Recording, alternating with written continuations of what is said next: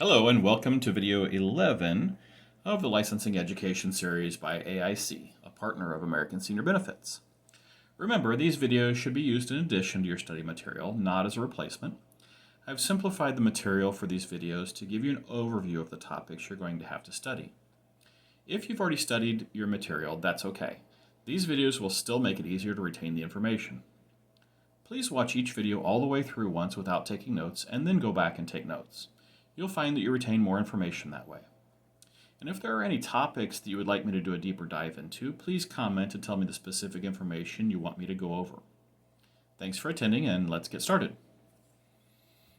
So last video, I finished the life section of study, and now we're going to begin on health. There are a bunch of different health policies. Every insurance company has its own flavors of coverage, but we can break them all down into a few types. They are either going to cover accidents or sickness or a combination of the two.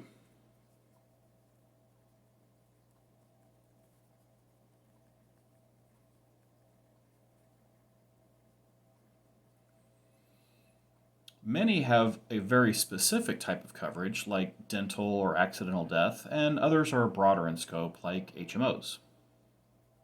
Health insurance, which covers both accident and sickness, is the kind that people are most familiar with. You get sick or injured and you go to the doctor, urgent care, the ER, hospital, etc. There are two major types of health insurance: fee-for-service and managed care. The fee-for-service types are the older ones, where you have something done and the insurance company reimburses you for whatever actual costs there were.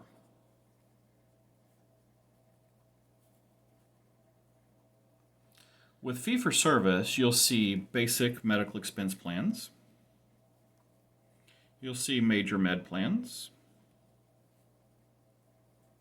catastrophic coverage,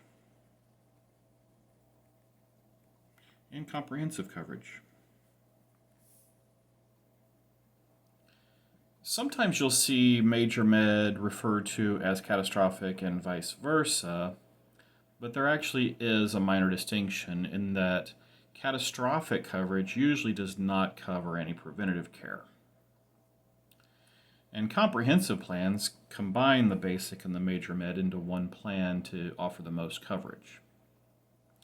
On the managed care side of things, you have HMOs, which are health maintenance organizations, PPOs, or preferred provider organizations, and POS, which is a point of service plan. I'm going to go over these in the next video. Another type of health insurance is the Blue Cross Blue Shield system. It's a subscription plan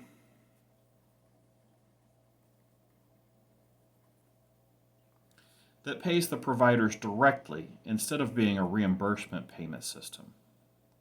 In the past, Blue Cross covered hospital expenses and Blue Shield covered physician services.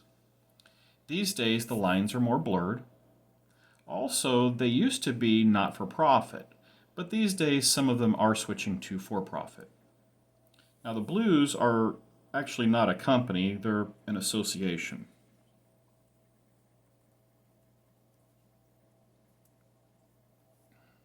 Each office is independent and only loosely affiliated with one another. Blue Cross and Blue Shield has also begun offering managed care plans. Now, you might see health insurance plans that are administered by an employer that fall outside of those three. The employer might self-fund a plan,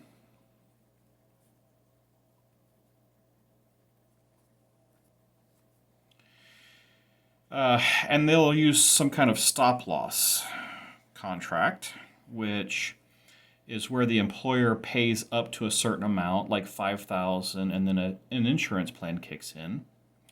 Or they could self-fund a fee-for-service plan or a managed care plan. Or they might have what's called a cafeteria plan. And like with the cafeteria, there are several options you get to pick from for your coverage, like health insurance, savings or spending accounts, life insurance, dental, etc. Health insurance may be one of the previous types of insurance, or it could be one of the following savings or spending accounts. So they have, they're called FSAs, or flexible spending accounts.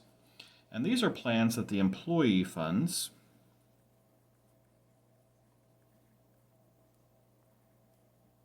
with pre-tax dollars. So you can reduce your taxable income by whatever you put into the FSA. The employee can use these funds for medical expenses, and it's a good plan if the employee has a spouse that has full medical coverage that covers both of them. The FSA funds are generally not rolled over,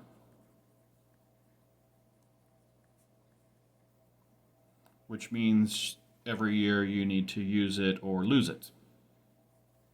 There are HSAs, which are health savings accounts. If the employee has, it's called a high deductible health plan, the HSA can be established that can have contributions made each year up to the amount of the deductible of the high deductible health plan within limits. Both the employee and employer can contribute to the HSA, and it's on a pre-tax basis. And the good thing about these is they do roll over every year.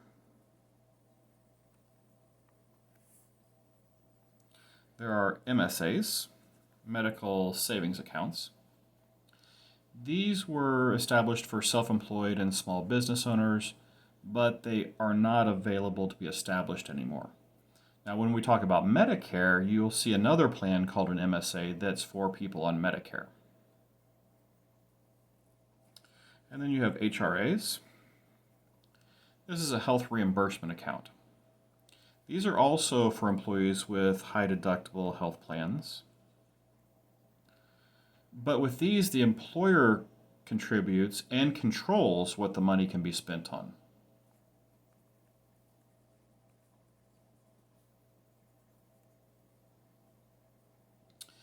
These funds are pre-taxed and they roll over every year.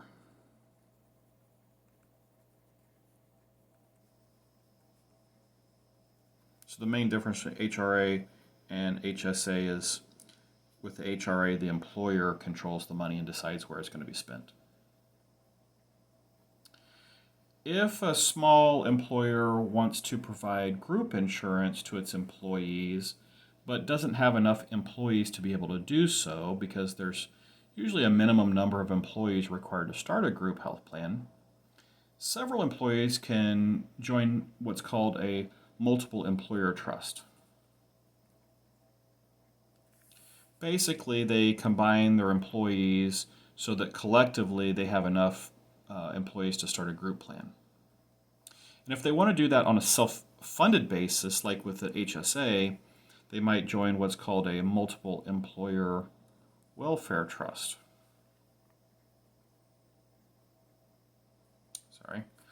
Multiple employer welfare arrangement. Very close. So that's the basics of health insurance, except for the managed care system. The next video, I'm going to go over the managed care system. So please like and subscribe so you'll get notified when new educational videos are released. And thanks for watching.